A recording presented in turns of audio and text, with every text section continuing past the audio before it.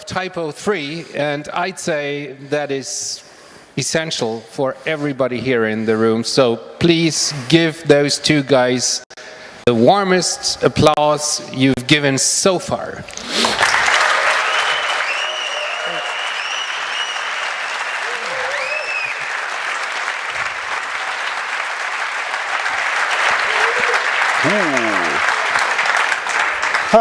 So I know why you applaud, because you think now we're going to show you the cool new things nobody's seen before. We're like Apple having everything hidden, and we have this TYPO3 Rumors website if you want to check it out. It's not quite like that because we're open source, so it's the opposite. We can now talk about all the cool things, the buzzwords that are around, like REST API. We want that because it's so easy in other systems to just enable it with one click. Or we can talk about all this headless whatever options we want, and or the future of big data, all the other tech. Yeah, it's important to have, big data has to be in every conference talk, right? That's why I wanted to drop it, so we can search it later. Now we got the word. And that's it. Okay, that's eventually going to be the future of TYPO3, of course, but not today. Today we're going to talk about the future where we actually can see towards the future, and that's what we want to share with you. So. All right. So just to give you a quick overview of what we basically want to show today, is we want to talk about cloud, because in the last couple of months we've realized that a lot of people have problems understanding what cloud actually means. Then Benny's going to give some insights on what we're doing on the technology side of things. We want to show you the midterm strategy, so stuff that will be going on past CMS8. Big data. Big data, of course. Digital transformation, any more buzzwords? Disruption, of course. The big data, digital disruption strategy transformation. That's what the claim will be. Then we want to talk a bit about the industry partnerships that we're currently working with. And in the end, we want to give you a short overview of new markets and try to inspire how you see yourself as a part of the TYPO3 ecosystem right now. So, this is a quote I just wanted to get out there, because this was basically the biggest misconception we ever had. Because a lot of people think like, we got a lot of servers and we deploy virtual machines on that. Cool, but that's not what cloud hosting is about, right? So we just want to give you a short, just at work, yes. So we figured out to just give you a short rundown what cloud hosting really means and what the benefits are. So just as a rundown of what we will be talking about for the next couple of minutes, we will be taking a look at your application stack, because you have to rethink this. Then how the setup works in cloud applications. I think Robert has shown already some kind of direction where it goes. Going to talk a bit about scalability, about security aspects of these hosting options, and the last point, which I didn't see. All right, so let's take a look at your application stack that you run right now. So at the very upper level, you have like the runtime that you're working with. That could be Node.js, that could be Python. In our case, most likely PHP. This is basically the topmost part of your application. Then you have like services in between, which is the web server and other services in between that. Then we talk about asset storage, which is also a different part of your application stack. And persistent storage, which most likely everybody translates to MySQL, but that could also be stuff like Redis or Elasticsearch or Solr, all these four things. And what a lot of people do right now is that they have all these things on a single machine. And when people say, okay, we need to scale this, they copy the entire machine. But the thing is, if you need more computing power because you do TV ad, or you're in the middle of a shitstorm, it happens, you copy the entire machine, although maybe just PHP is the bottleneck. So wouldn't it make more sense to just have more PHP processes instead of having more PHP processes and databases and asset service? You know, all these kind of things. And I know that a lot of people already use like content delivery networks to split the asset storage part. try to do like MySQL clustering for the persistent storage, but this is important that you get an idea that your application stack is separated. And it could be running, your PHP application could be running in Singapore, and your asset storage runs in Munich, right? And it doesn't matter. So, why do you want to do that? Huh? Why do you want to run your stuff in Singapore? Because Singapore is closer to Singapore than Munich. Most of the time, right? So there's also math, right? So, okay, so this is important to understand with that. The next thing is how you want to set up your stuff. So what you want to do is you want to build your entire site and create all your assets that you have, and assets also means JavaScript files, CSS files, icons, icon fonts, whatever, before deploying this onto the live machines. If you have built everything prior to deploying, you just have like a compact kind of file that you move from A to B, and then your deployment works outside and also on multiple machines and in multiple regions. Because the issue could be that you have this TV ad rolling, but it's just rolling in Asia. So why scale your computers in Europe? Doesn't make sense. Have the performance where you need them on the planet. And the important part is how you want to deploy your things. So this is basically something I took over from the platform guys, because it's a brilliant term for that. Robert calls it OCD deployment, which means you want an orchestrated deployment, so something that orchestrates the entire process, gathering the data that you want to move from A to B. You want it to be consistent, and you want it to be dependable. And this is so important, because if you run, say, 100 web servers, you want to make sure that it's the same code and the same data that's being deployed on these machines, because otherwise you would have 2 hits on the website delivering content A, and the 3rd hit would deliver different content. So it's so important to understand that you build your applications before putting them on the live machine. Then, if we talk about scaling, this is something which we touched earlier already. So the cool thing about cloud stuff is that you can dynamically upscale things. And dynamically means you don't call your hoster.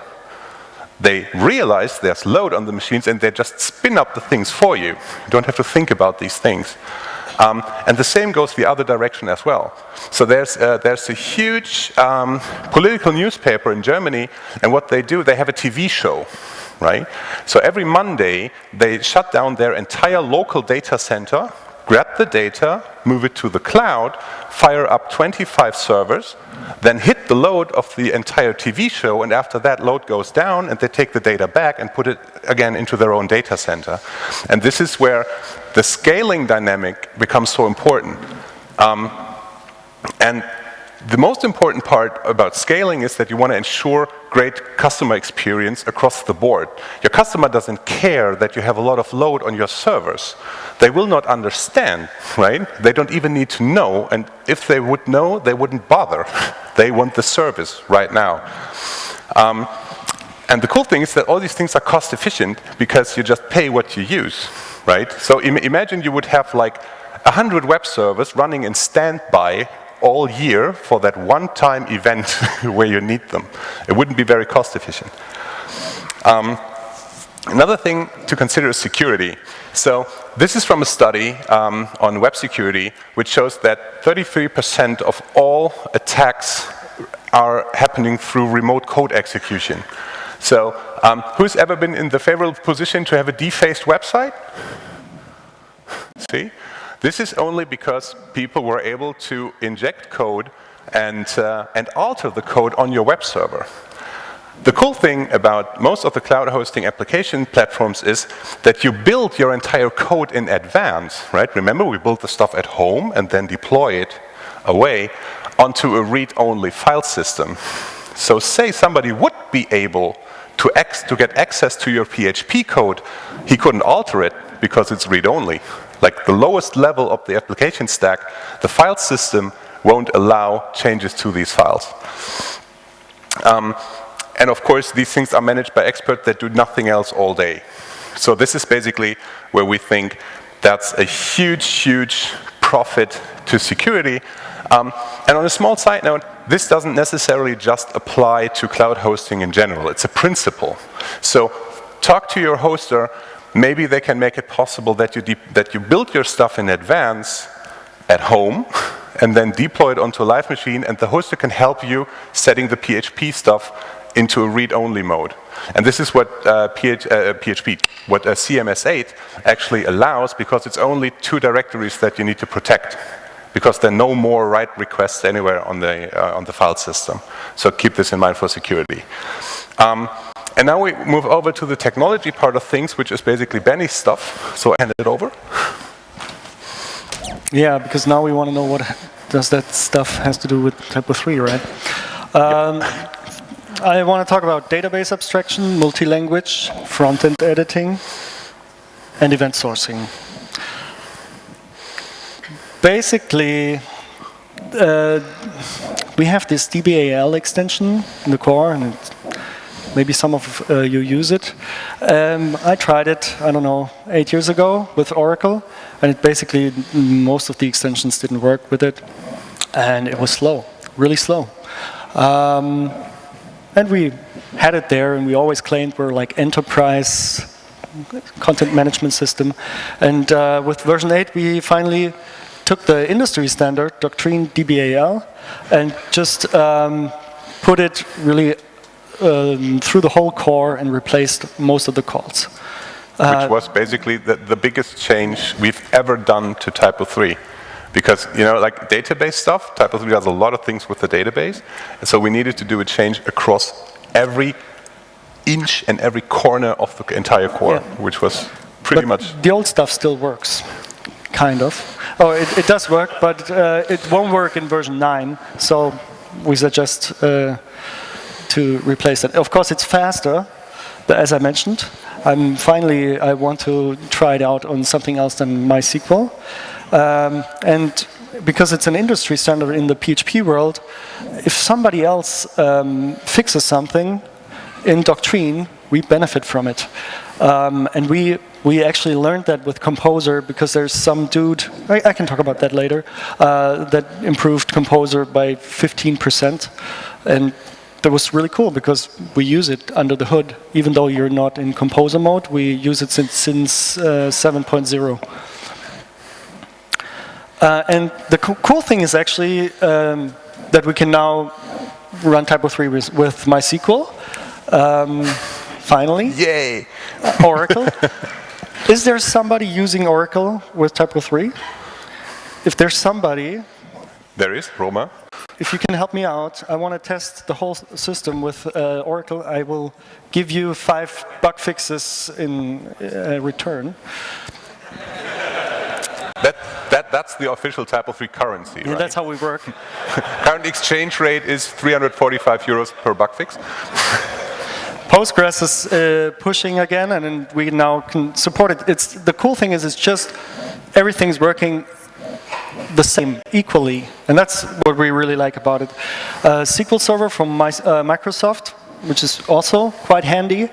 I had these requirements a couple of times, and now we can just say, yep, no problem. And so Oli Harder, he actually tried it with SQLite on his local machine for workspaces, whatever. It just works. It's really cool. That's something we didn't have before. So we actually finished that, except for the Oracle part. I want to make sure it actually works. And now we have true database abstraction. And we can do whatever we want in the whole world, in Singapore, whatever. Talking about Singapore, I have this... I go to events, to camps of TYPO3, and people are like, I got to talk to you. Language handling is broken. It's completely broken. Completely, really. There's no way. It's all messed up. And I was really like shocked. It's like the last half year, every second person approaches me saying the same things. And most of you probably have done multi-language websites. And I wonder, why is it broken for these guys? Because our projects, they all work, and we have these setups with okay, we have German and English for our website. Okay, we can do that. Should it be improved? Because it works, German and English. That's what we all do, right? If you look deeper, you find that I didn't find any other content management system, open source, that is as flexible as TYPO3, that is as powerful with so many possibilities with TYPO3. Yes, it has bugs, and that's the future. We're going to fix it and claiming that's the real support. You can do all these configurations and all these variants of multi-language. Yes, German, English. No, we can spice it up. We have, I don't know, websites with 35 languages, and they kind of fall back to each other. Well, if I don't know, if the Quebec French is not working, then it should go to the regular French, but not on this page. It should not fall back to the regular French page. Otherwise, fall back to English, although my default language is German. You can do stuff like that with TYPO3 already. It has some bugs, and we're going to fix it. But you can do it. It's in the system. You don't need to have any extensions for that. If somebody, I hope some of you visited the talk about the localization stuff, the localization manager. It's really cool. A feature we had for 10 years. Yes, there are bugs, like with every software, but it's really, really cool. I tried it. I had like 5 projects. Send it over these files to the translation bureaus and offices, and they just say like, easy. Here you get the other file back. Import it, and that's done. I don't need to worry about this stuff. It's not in the core, but TYPO3 has this multi-language ecosystem, and it just works. If you ever tried WordPress, you need to think about how you do multi-language. And we do the spicy stuff as well. So we're actually looking how the others do it. We have some ideas to improve it, to actually also go to PHP frameworks and look how they do multi-language, although they're not as complex as we do it, but just to narrow us to certain industry standards. So for the front-end editing, that's something 2 years ago on all these camps, people came and say, hey, I have one idea and one feature. It would be really cool to have the front-end editing working.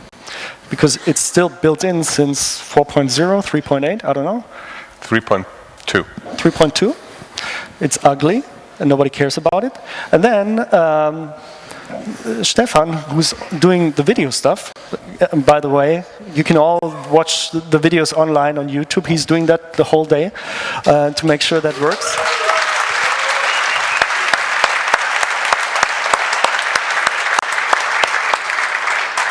So Stefan sends me, we talked last year sometime, and he sent me this Word document with his feature wish list for version 8, and front-end editing was on that. And I'm like, yeah, you're not the first one, we're trying to make it happen. And then we had Robert with Pixelant doing the crowdfunding, and they're currently just working full-time on making front-end editing work for version 8, for LTS in 2017, April. And I have a video to demonstrate everything. It's blurry, and that's by intention. So that's all we can show you, you know. But it's awesome. I don't know how to play it. Does it play? I have a play button right here. Do it. Does it play? Ah. I can skip through it, obviously. No. Ah, now it does things.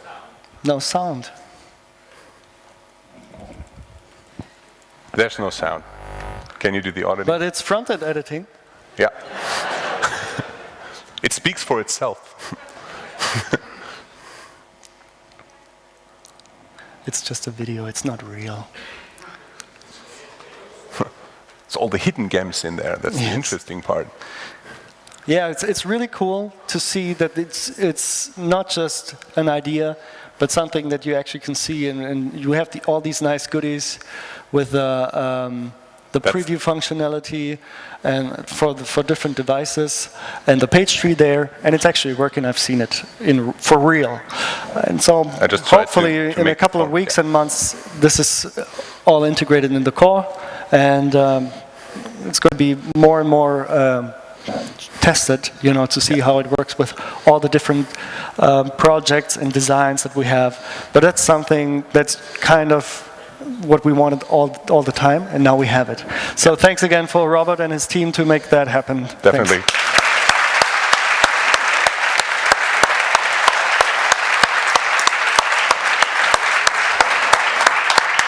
And then there's one other small, very technical thing. I try to make it very brief, and that's called event sourcing. Event sourcing is something that you don't have the MySQL database to say, I have user A, B, C, and he's receiving a newsletter. His password is ABC. It's more like you store stuff that happened in the database. And that's kind of difficult to understand. It's more like I like the paradigms to compare it to my bank account.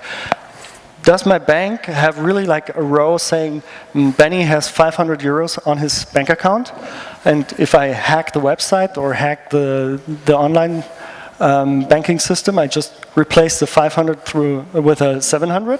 Now I have 200 euros more in my account. I don't think this is happening in the business world. They actually use event sourcing. That means they add and subtract stuff. And they have a history of my whole bank account.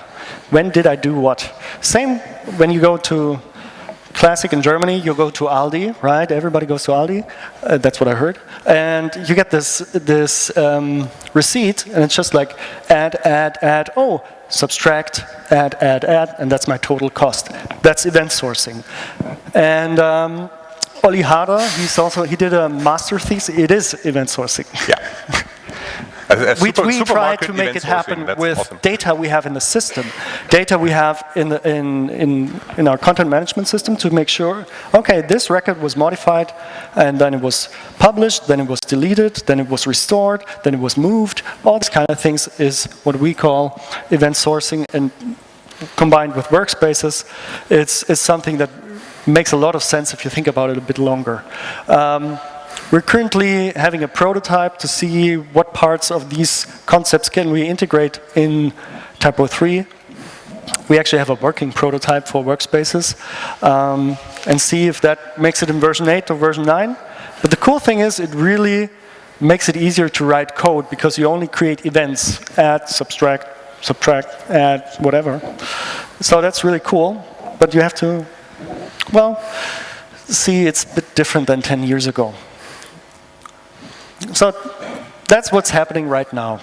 But there's some stuff, I don't know what, but we're going to do more things in the future. We have no idea what we're doing. Yeah, exactly. And it's basically everything that's there. Accessibility and SEO. We had a workshop just before talking about SEO. Personalization is something that is really important for bigger projects that interact with the user that is visiting the website, in Singapore, for instance. Yeah, of course.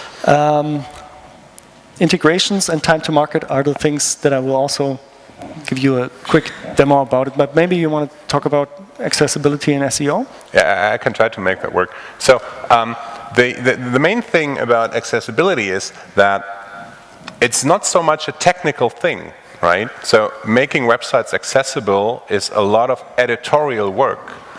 And we had a team dedicated to this on the User Experience Week that came up with the idea to write a manual. Who doesn't like manuals? So we would have gone with like a 60-page thing that would then just collect dust somewhere on your table or become concept paper. I don't know who knows that. Right? You print something, you don't use it, you just turn it over and scribble stuff around it.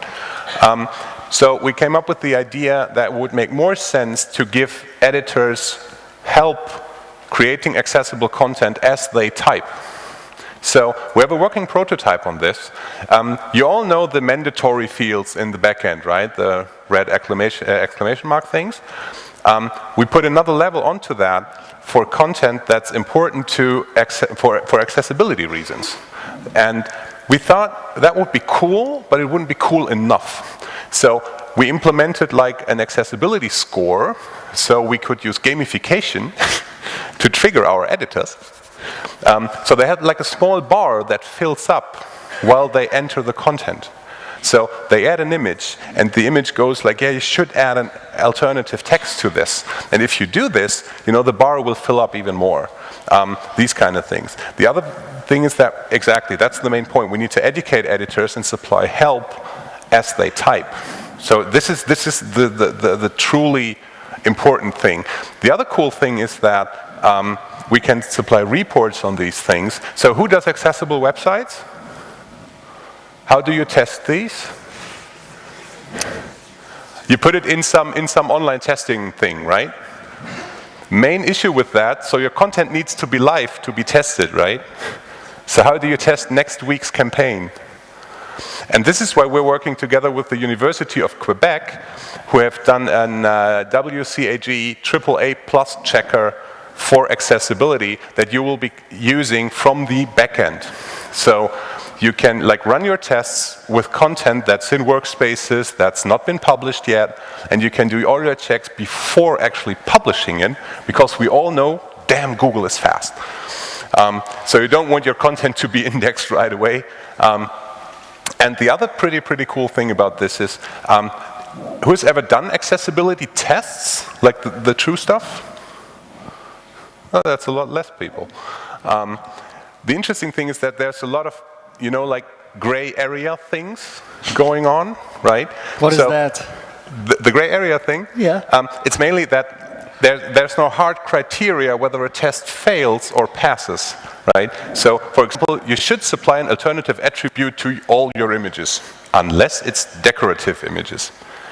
So, what we built, and this is something we already have in a prototype stage, is that you can tick off certain tests for I know what I'm doing. Everybody knows the I know what I'm doing button in TYPO3? Oh, yeah. And you can do this per test. But the really cool thing is that TYPO3 stores the information which content was used when you said this test was passed. So when the content changes, the test pops back up again. So this is basically how we think accessibility help should work, how tests should work. And normally when I talk about accessibility, half of the marketers go like, so that is why I say SEO, and then they all wake up. And basically the interesting thing is that it's basically the same, right? 90% of SEO is editorial work. So we could apply the same principles of gamification, bars filling up, reports, tests and stuff, also to SEO principles. So this is the current state of affairs with that. So there's Patrick Breuns doing a brilliant job making these things happen. What else do we have? Oh yeah, personalization. You want to do that? No. You go ahead. Thought so. So I have no clue what that is, so well, never heard of it. Me neither. I just read the slides. So personalized content. I tried to give you the best example on that, and that's actually what Sven Dietz told me not too long ago. So imagine you're in travel business, and you have certain products. So you have bus trips around the Alps, right? And you have high adrenaline heli snowboarding. So you want to target that content to a specific audience. Because if you have like people, I say like 85 years plus, you probably don't want them to go heli snowboarding. If you're, maybe if you're in air, you want them to, but that's a different story. And the same goes for you know, like boring bus trips, where you don't want to target, you know, the young potential audience for that. And this is where personalization kicks in. When we talk personalization, everybody thinks, hi Dave, here's your content. You can do that, but you will spend a lot of time identifying what Dave actually wants. But it's more like, Dave is, say, 30 years old, he likes bike riding and he does yoga, and if you have this information, you can then target content for people like Dave. So these are so-called personas. And this is basically what we are currently investigating in the TYPO3 core, how we make these things happen so editors still understand what's going on. Same for A/B testing. Who does A/B tests? More than I thought. Awesome. We want to build that into the TYPO3 core because right now it's also, yeah, same problem. You need to have the content live before that. You can't A/B test and everything before actually putting the content live because most of the time you use an external service to do this, right? Like Google Analytics or any vendor who offers this. And we want to have the personalization paired with A/B testing and also put this into a central reporting frame so TYPO3 supports you more in your daily marketing work. That's the direction that we're heading. What else do we have? Integration. And that's something also quite important. We're talking about the future of TYPO3 and not the future of the TYPO3 core. These tools, these ideas, these concepts, these prototypes are going to be part of TYPO3 in some way, but it's not like a core feature that's going to be built in version 8 now. It's maybe going to be a subset for the target group that needs this stuff, but maybe 80% of the people don't need personalization right now. And we can see how that works out. But in fact, if you have an extension for this kind of stuff, it's actually developed faster and with more releases than having the core that is updated every 1.5 years as an LTS version. But just as a side note for everything that we've talked about and is coming. So basically, integration, it's talking about the cool things we have already with Solar and of course on the framework side with some Symfony components and Composer, but we're also looking into ways to actually extend that and make it possible to use Elasticsearch, for instance, to have that pluggable and have an API system for us to just say, okay, I don't know, tomorrow or next year the next big thing is some other API, and we can just say, well, we support all of them. It's a standardized service that we can integrate, and that's why we love it.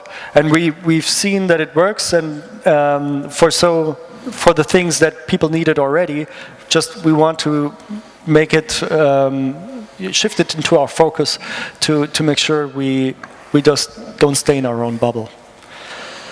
And then there's this time to market, great buzzword again. It's actually to say, well, why is WordPress set up so fast and TYPO3 so slow? It's because we have to configure so many things, and actually it would be great to make it easier for newer people and have these defaults. Actually, in my opinion, you only have to write half of the TypoScript code than you had to do 5 years ago. And we want to work on that even more.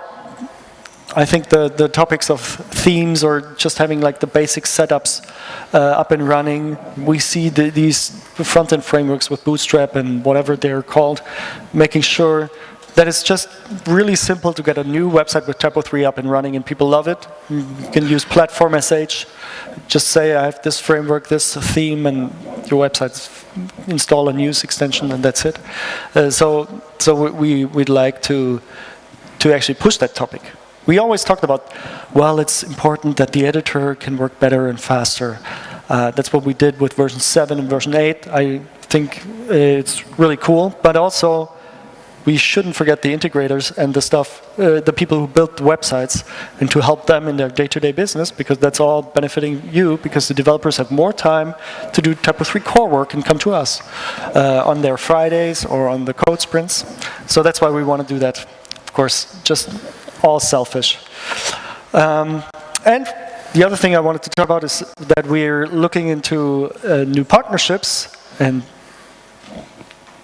what is that? Microsoft's logo. Microsoft's not open source, right? Well, funny, who knows that Microsoft right now is the top 1 contributor on all GitHub projects combined? If I've told this 15 years ago, people would have shot me. So great change in philosophy right here. So the cool thing about, I mean, we can just go through the partners that we're currently partnering with. You've met these two right now at this event already.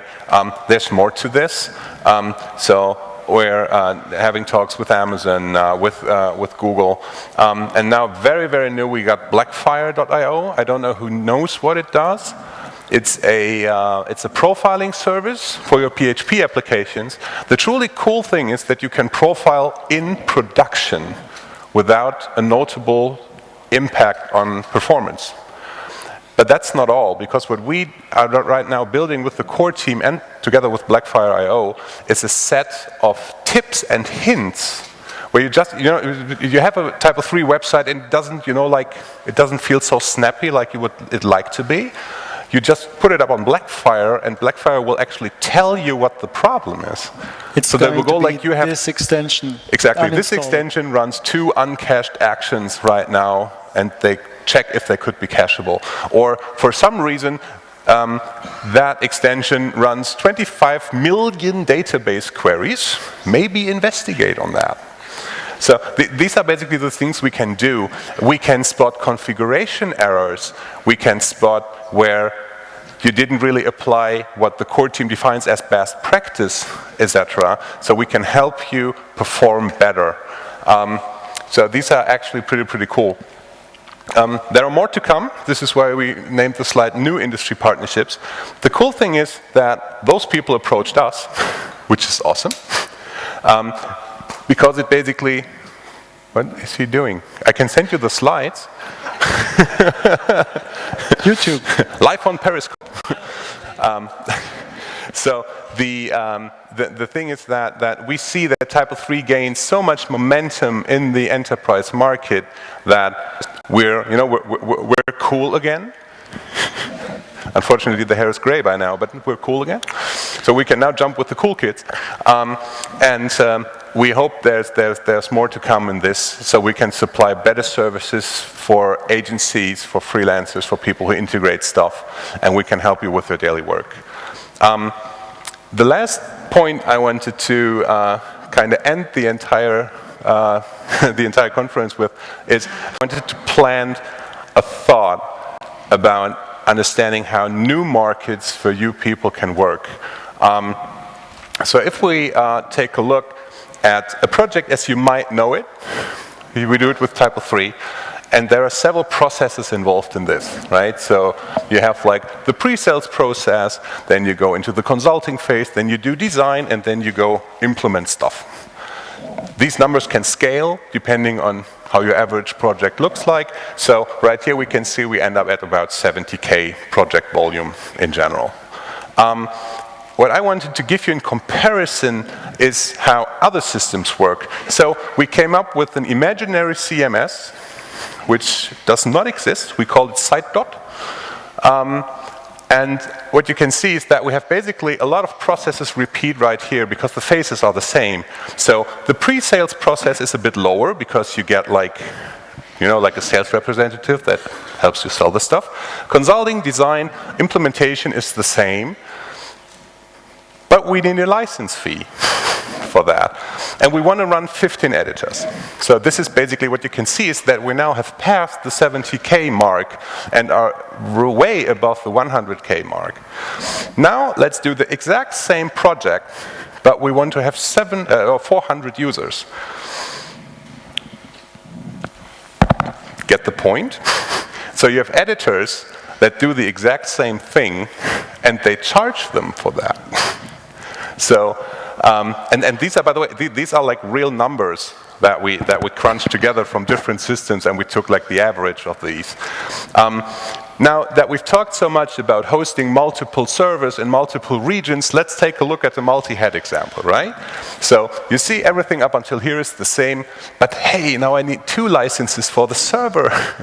Oh, so you mean we could actually just make a TYPO3 license? We thought about, no, we didn't think about that. I see where you're going. The thing is that now you get like an idea what else happens around you in the market that you might not think about, because this is the proprietary market. So this is what I meant in the opening keynote with compare yourself wisely. So if we put all these things together to do a project cost comparison, we can still see that, and this is just clicky, and I told others to make it quicker, sorry for the OCD stuff. Wow. So what we can see is the TYPO3 on the top corner right there, that's total cost of ownership. And what you can do now with industry partners, like we basically get them to your hands, or projects where you can use SQL Server instead of MySQL, mainly for the reason that you now have access to clients that wouldn't allow MySQL. Shows that this is the markets you now have access to.